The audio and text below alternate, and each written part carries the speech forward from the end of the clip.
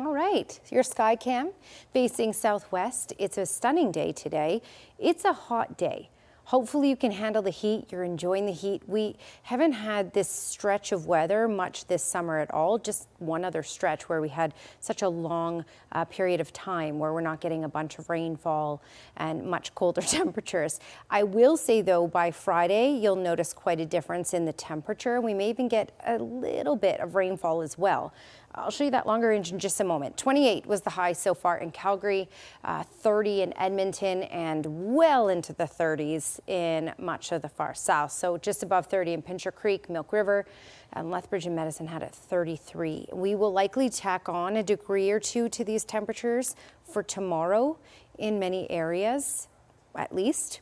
Now there's no heat warning in place, and that's because again the criteria is different. So it's just as hot in the far south as it is in all of these areas, for example, if not hotter, but it doesn't quite meet the warning criteria. The reason I'm telling you this is, of course, this is heat to take seriously. You have to be smart in this heat, drink lots of water, make sure you're not staying in the direct sunlight for too long if you're getting too hot. Okay, but Calgary is under the heat warning. Standard, Drumheller, Coronation Empress.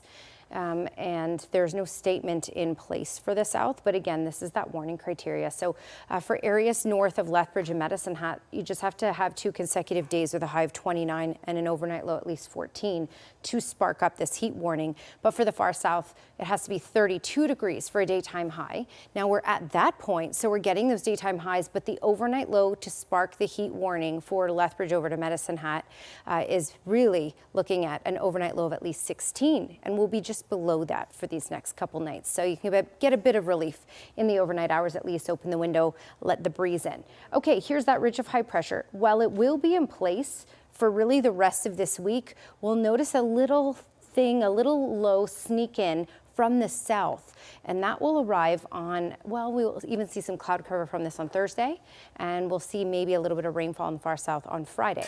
So there's a little bit of instability way in the mountains, but it's so stable that it won't be able to amount to anything, and I'll show you this in the futurecasts here.